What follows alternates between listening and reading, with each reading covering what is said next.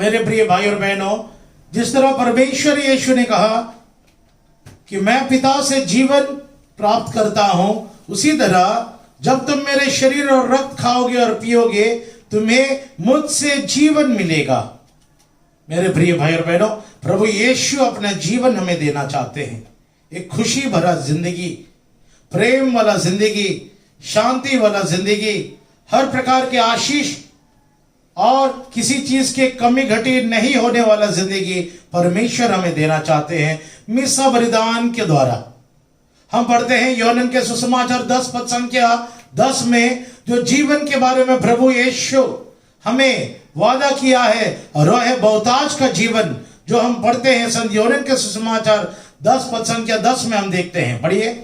चोर केवल चुराने, मारने और नष्ट करने आता है। मैं इसलिए आया हूँ कि वे जीवन प्राप्त करें, बल्कि परिपूर्ण जीवन प्राप्त करें। मैं इसीलिए आया हूं ताकि तुम परिपूर्ण जीवन प्राप्त करो, भरपूर जीवन प्राप्त करो, जिसमें किसी चीज का कमी घटी ना हो, मेल प्रेम हो, और सदा सर्वदा तुम्हारे जीवन में खुशियां हो। और ये हमें मिसा बलिदान के द्वारा हमें मिलता है। मेरे प्रिय भाई और बहनों, मिसा बलिदान के द्वारा हमें ये जीवन मिलता है जो प्रभु ने हमें प्रतिज्ञा किया है, और जिसके बारे में हम देखते हैं रोमियो के पत्र 8 पद संख्या 31 में भी हम देखते हैं, जिस तरह एक प्यासा कुएं के पास जाता है और कुएं के पानी को पीने के बाद उसका प्यास बुझता है। एक कुआं का पानी प्यास बुझाने का स्रोत है, उस व्यक्ति के जीवन में जीवन देने का स्रोत है। उसी तरह मेरे प्रिय भाई और बहनों, मिसा बलिदान यीशु मसीह का जीवन और यीशु मसीह का आशीष, चंगाई और ब्लेसिंग्स का जीवन हमें उसके द्वारा मिलता है, मिसा बलिदान के द्वारा, जहां पे स्वयं प्रभु यीशु आते हैं हमें आशीष देने के लिए पिता परमेश्वर के द्वारा। रोमियो के पत्र 8 पद संख्या 31 को पढ़ेंगे। और कहना ही क्या है, यदि ईश्वर हमारे साथ है तो कौन हमारे विरुद्ध होगा। उसने अपने निजी पुत्र को भी नहीं बचाया, उसने हम सबों के लिए उसे समर्पित कर दिया। उन्होंने, पिता ने अपने पुत्र यीशु को हमारे लिए समर्पित कर दिया। तो इतना देने के बाद, इतना कुछ देने के बाद क्या वो हमें सब कुछ नहीं देगा? क्या हमें वो सब कुछ नहीं देगा? हाँ मेरे प्रिय भाई और बहनों, मिसा बलिदान पिता परमेश्वर का एक बहुत बड़ा प्रेम का चिन्ह है, और इसी मिसा बलिदान में वे खुद अपने पुत्र यीशु मसीह को परम प्रसाद के रूप में वो हमें देते हैं, हमारे बीच में उनको लेकर आते हैं। और उनका ये वादा है, जिन्होंने अपने इकलौता पुत्र को नहीं बख्शा, जिन्होंने अपना पुत्र को हमारे लिए अर्पित कर दिया, क्या यीशु मसीह के साथ वो बाकी सब कुछ नहीं देंगे? हाँ मेरे प्रिय भाई और बहनों, हर चीज का आशीष हमें मिसा बलिदान के योग्य से मिलता है। नौकरी, आशीष, चंगाई, शांति, खुशियां इस मिसा बलिदान के योग्य से हमें मिलता है, जब हम योग्य रीति से मिसा बलिदान में भाग लेते हैं। इब्रानी 13 पद संख्या 8 में हम प्रभु का वचन को सुनते हैं। इब्रानी 13 पद संख्या 8 में हम प्रभु यीशु मसीह के वचनों को सुनेंगे। ईसा मसीह एक रूप रहते हैं, यीशु मसीह एक रूप रहते हैं, कल, आज और अनंत काल तक प्रभु यीशु एक रूप रहते हैं। पहला प्रवचन में हमने सुना, पुराने नियम में ईश्वर आत्मा है, वचन है, उनका कोई रूप नहीं था, वो शब्द और आत्मा के रूप में इस दुनिया में उपस्थित थे।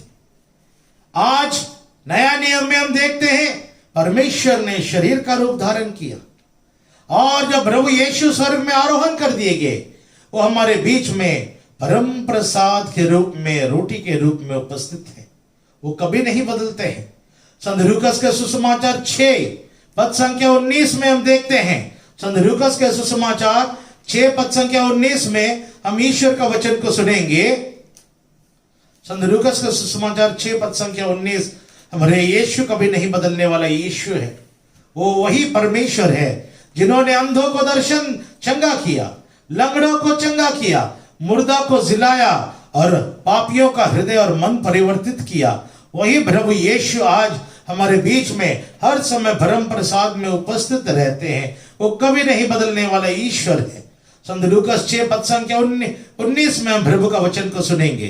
सभी लोग ईसा को स्पर्श करने का प्रयत्न कर रहे थे, क्योंकि उनसे शक्ति निकलती थी और सबों को चंगा करते थे। प्रभु के शरीर को सब लोग स्पर्श करने के लिए कोशिश कर रहे थे, क्योंकि उनके शरीर से शक्ति निकलता था और लोगों को चंगा करता था।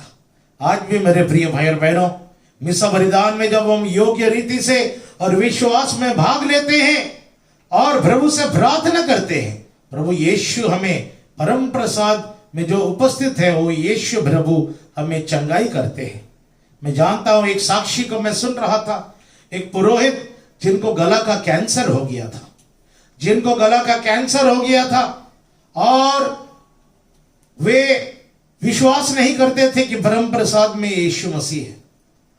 जब उनको सिखाया गया, वचनों के द्वारा उनका विश्वास को जगाया गया कि परम प्रसाद में यीशु मसीह है, ये पुरोहित उस दिन मिसा बलिदान पूरे विश्वास में उन्होंने अर्पित किया और परम प्रसाद यीशु मसीह को ग्रहण किया अपने जीवा में और उन्होंने प्रभु से प्रार्थना किया, प्रभु जी मैं विश्वास करता हूं कि आप इस रोटी में हैं, इस परम प्रसाद में हैं और आप मुझे चंगा कर दीजिए। हाँ मेरे प्रिय भाई और बहनों, कुछ ही देर प्रार्थना के बाद एक अजीब सा शक्ति उनके शरीर में प्रवेश किया और उनको चंगाई अनुभव हुआ। उस दिन के बाद जब वे चले गए परीक्षा करने के लिए, उन्होंने देखा, डॉक्टरों का रिपोर्ट आया, उसके शरीर में कोई कैंसर का बीमारी नहीं था, संपूर्ण रूप से वे चंगा हो चुके थे। हाँ मेरे प्रिय भाई और बहनों, यीशु मसीह जो चंगाई का स्रोत है, चंगाई देने वाला ईश्वर है, आज बहुत सारे लोग चंगाई का अनुभव करते हैं जब योग्य रीति से विश्वास में परम प्रसाद यीशु से प्रार्थना करते हैं। मेरे खुद के जीवन में मैंने बहुत चंगाई को अनुभव किया। एक बार मैं एक प्रार्थना केंद्र में कुछ साल था और मुझे बहुत तेज बुखार हो गया था, बहुत तेज बुखार हो गया था और मेरे पास पैसा भी नहीं थे दवाई खरीदने के लिए। और मैं परम प्रसाद यीशु मसीह के सामने जाकर बैठ गया और कहा, प्रभु जी आप तो जानते हैं मेरा परिस्थिति कैसे है, अगर आप मुझे चंगा नहीं करोगे तो मैं कैसे आपके सामने आपकी स्तुति आराधना करूंगा, कैसे प्रार्थना करूंगा। मैं खड़ा भी नहीं हो पा रहा हूं और मैं चेयर में बैठ गया और मैंने कहा, प्रभु जी मैं विश्वास करता हूं कि आप परम प्रसाद में हैं, आप मुझे चंगा कर दीजिए। मेरे प्रिय भाई और बहनों, 5-10 मिनट के अंदर में मेरे पसीना निकलने लगे, इतना गर्मी लगने लगा और पसीना निकलने लगा और 10 मिनट के अंदर में मैंने अपने चंगाई को अनुभव किया और उस दिन से बिल्कुल बुखार नहीं चढ़ा मेरे जीवन में। यह था प्रभु यीशु मसीह का चंगाई। हाँ मेरे प्रिय भाई और बहनों, प्रभु यीशु सचमुच उपस्थित हैं। ये कभी नहीं बदलने वाला परमेश्वर है, वो कभी नहीं बदलने वाला परमेश्वर है। इसलिए संत यूहन्ना के सुसमाचार 6 पद संख्या 35 में प्रभु का वचन क्या कहता है सुनेंगे। संत यूहन्ना के सुसमाचार 6 पद संख्या 35 में हम पढ़ते हैं, उन्होंने उत्तर दिया, जीवन की रोटी मैं हूँ, जो मेरे पास आता है उसे कभी भूख नहीं लगेगी और जो मुझ में विश्वास करता है उसे कभी प्यास नहीं लगेगी। जो मुझ पर विश्वास करता है वो कभी भूखा प्यासा नहीं रहेगा। जिस तरह कुएं के पानी एक प्यासे व्यक्ति का प्यास को बुझाता है, उसी तरह मेरे प्रिय भाई और बहनों, मिसा बलिदान में जब हम जो कुछ मांगते हैं हमारे निजी आवश्यकताओं के लिए, प्रभु यीशु उसको अवश्य पूरा करते हैं, उसको अवश्य पूरा करते हैं हमारे जीवन में।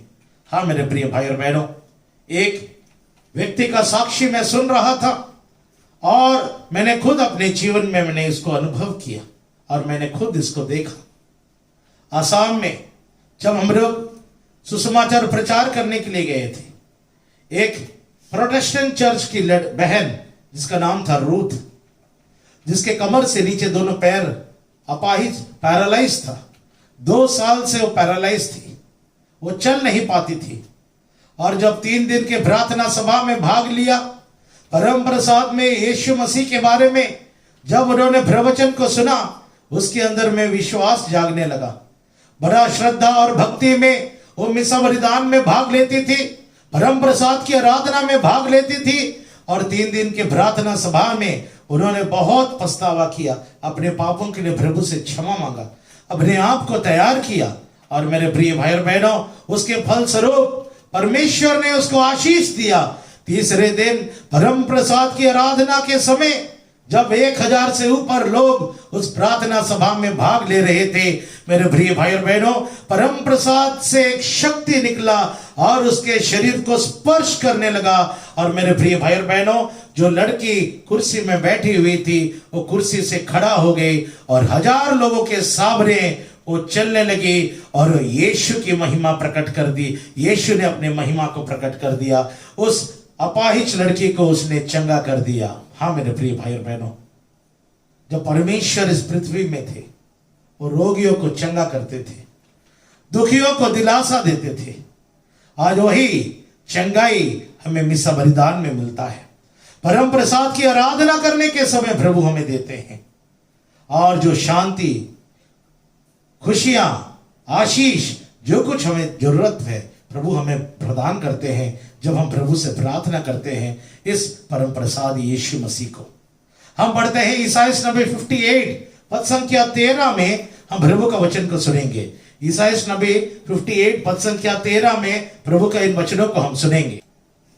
यदि तुम विश्राम दिवस का नियम भंग करना छोड़ दोगे और उस पावन दिवस को कारोबार नहीं करोगे, यदि तुम उसे आनंद का दिन, प्रभु को अर्पित तथा प्रिय दिवस समझोगे। विश्राम के जीवन दिन में हम क्या करते हैं?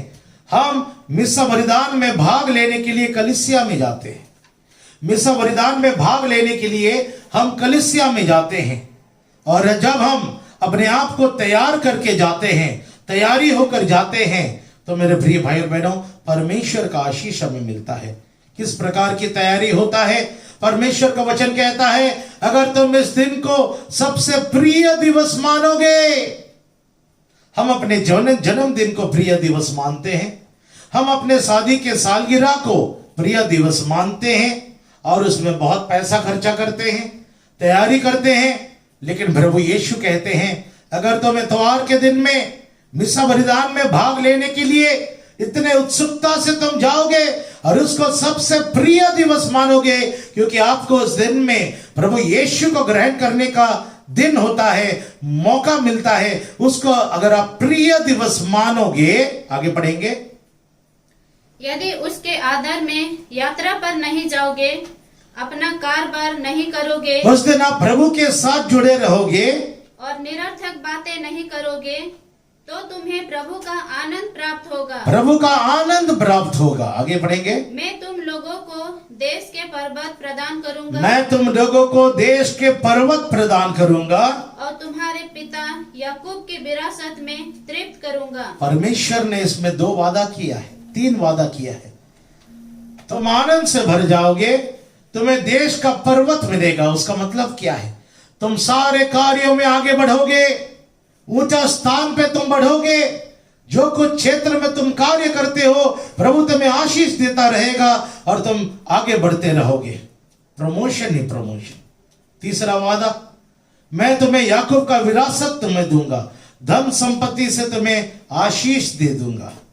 हाँ मेरे प्रिय भाई और बहनों, मैं जब ऐसे कैथोलिक भाई बहनों के पारिवारिक जीवन को मैंने देखा, जो मिसा बलिदान को सबसे पहला स्थान देते हैं, योग्य रीति से उसमें भाग लेते हैं, उनके जीवन में किसी चीज का कमी घटी नहीं होता है। जो क्षेत्र में वे नौकरी करते हैं वो बहुत ऊंचे पद में नौकरी करते हैं, उनके जीवन में धन संपत्ति का आशीष रहता है, मेल प्रेम रहता है पारिवारिक जीवन में, और कोई मन मुटाव नहीं होता है। परमेश्वर का एकता होता है इस जीवन में, उस पारिवारिक जीवन में मैंने देखा है। ना केवल परमेश्वर का आशीष रहता है, मेरे प्रिय भाई और बहनों, मिसा बलिदान हमें यीशु मसीह के जैसे बनाता है। ईसाइया नबी 49 पद संख्या में हम देखते हैं, परमेश्वर कहते हैं, मैं तुम्हें संसार के ज्योति बनाऊंगा। पढ़ेंगे ईसाइया नबी 49 में हम पढ़ते हैं, उसने कहा, याकूब के वंशों का उद्धार करने तथा इस्राएल के बचे हुए लोगों को वापस ले आने के लिए ही तुम मेरा सेवक नहीं बने, मैं तुम्हें राष्ट्र की ज्योति बना दूंगा। मैं तुम्हें संसार का ज्योति बनाऊंगा। मेरे प्रिय भाई और बहनों, यीशु मसीह संसार के ज्योति है, लेकिन जब हम मिसा बलिदान के योग्य से प्रभु का जीवन हमें मिलता है, हम यीशु के जैसे जीवन ज्योति बन जाते हैं दूसरों के जीवन में। और उसी तरह जैसे पहला प्रवचन में हमने सुना है, यीशु मसीह ने हमें अपने प्रतिरूप में बनाया है और यीशु मसीह फिर से हमें इस पृथ्वी में आए हैं और मिसा बलिदान के योग्य से अपने शरीर और रक्त हमें देने के योग्य से वो हमें फिर से अपने प्रतिरूप में बनाना चाहते हैं और बनाते हैं। इसीलिए हमारे कातोलिक कलीसिया में ऐसे बहुत सारे संत हैं जो योग्य रीति से मिसा बलिदान में भाग लेते थे, भक्ति और विश्वास में, और वे आज यीशु मसीह के जैसे बन गए। हम देखते हैं यीशु मसीह मरने के बाद उनका शरीर कब्र में नहीं सड़ा था।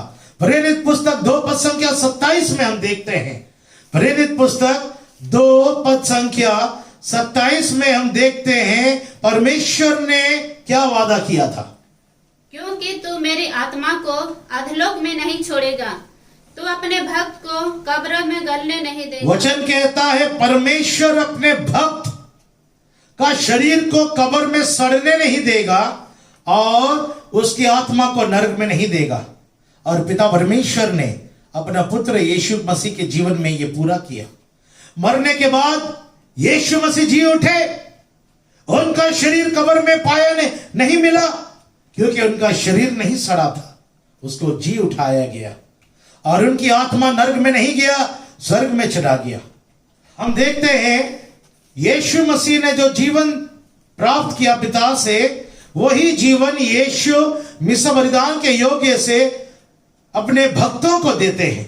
इसीलिए हम कलीसिया में देखते हैं यीशु मसीह के भक्त संत पादरी पियो, भारत देश में फ्रांसिस जेवियर जो गोवा में उनका शरीर नहीं सड़ रहा है, संत पादरी पियो का शरीर नहीं सड़ रहा है। फादर सिल्वेन जो आज से 1300 साल पहले मारे गए, उनका शरीर नहीं सड़ रहा है। ब्लेसेड एमेल्डा जो 700 साल पहले मर चुके थे, उनका शरीर नहीं सड़ रहा है। सेंट कैथरीन, सेंट क्लारा जो महान संत लोग हैं, जिनका शरीर यीशु मसीह के जैसे नहीं सड़ रहा है, क्योंकि यीशु मसीह के द्वारा उनको जीवन मिला है। और जो ईश्वर का जीवन यीशु को मिला था, वही यीशु ने अपना जीवन इन संतों को दिया। इसलिए आज ये मर चुके हैं, लेकिन आज भी उनका शरीर मिट्टी में नहीं सड़ता है। ये प्रमाणित हो चुका है कि ईश्वरीय जीवन उनको मिला है। हाँ मेरे प्रिय भाई और बहनों, ये मिसा बलिदान के योग्य है। परम प्रसाद में यीशु मसीह के द्वारा जो आशीष, कृपा और जीवन हमें मिलता है, ये सत्य है और ये हमारे जीवन में हमें देखने के लिए मिलता है और संतों के जीवन में देखने के लिए मिलता है। अगर आप भारतीय हैं तो गोवा में चले जाइए। संत फ्रांसिस जेवियर जो 500 साल पहले कलीसिया के पुरोहित थे, वो मर गए, लेकिन आज भी उनका शरीर नहीं सड़ रहा है यीशु मसीह के जैसे। आइए मेरे प्रिय भाई और बहनों, हम अपने विश्वास को मजबूत बनाएं और इस महान बलिदान में योग्य रीति से, पवित्रता में, विश्वास में हम भाग लें। आमीन।